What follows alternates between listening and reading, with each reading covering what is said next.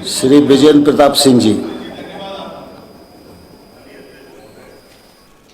मैं अपना प्रश्न क्रमांक 429 पटल पे रखता हूँ। माननीय मंत्री जी। माननीय अध्यक्ष महोदय, उत्तर पटल पर रखा।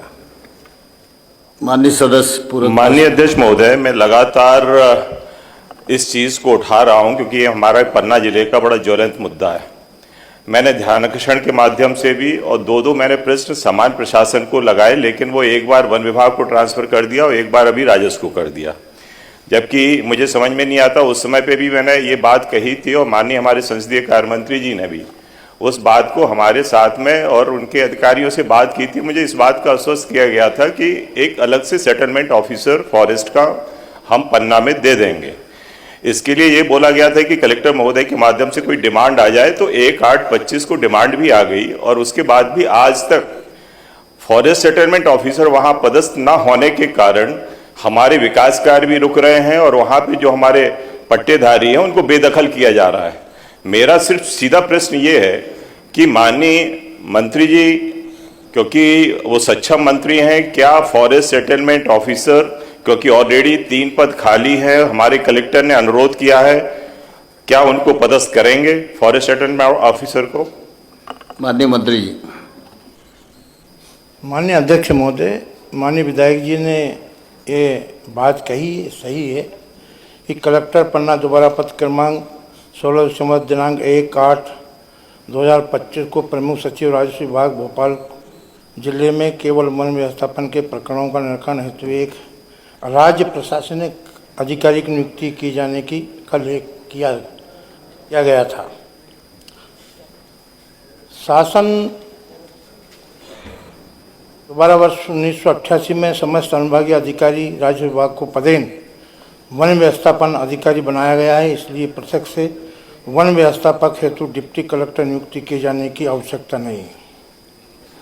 माननीय सदस्य। माननीय अध्यक्ष महोदय, मेरा प्रश्न ये है कि आप सूचना की इकाई किसको मानते हो?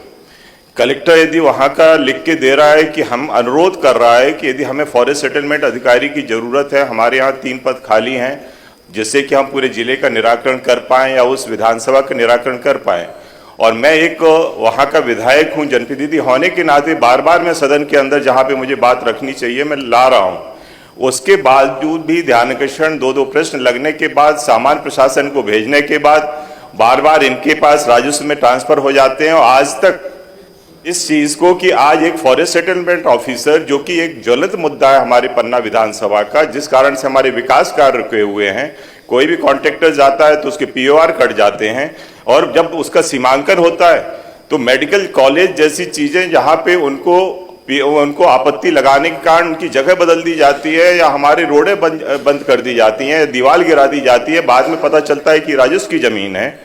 तो इसके लिए मैं व्यवस्था मांग रहा हूं माननीय अध्यक्ष महोदय, और मैं तो ये चाह रहा हूं कि आसंदी से मेरी व्यवस्था हो जाए कि एक forest settlement officer deputy collector demarcation के लिए, जिससे कि हजारों किसानों का उद्धार हो जाएगा, हमारे डेवलपमेंट के काम होने लगेंगे, तो एक फॉरेस्ट सेटलमेंट ऑफिसर प्रशासनिक अधिकारी नियुक्त कर दिया जाए। कलेक्टर अनुरोध कर रहा है, हम भी अनुरोध कर रहे हैं। अब बात इकाई यदि नीचे की बात ना सुन के यदि ऊपर से ही बात रख दी जाएगी और वही बात बोल दी जाएगी, तो ऐसे में न्याय क्या मिलेगा वहां के लोगों को? माननीय मंत्री जी।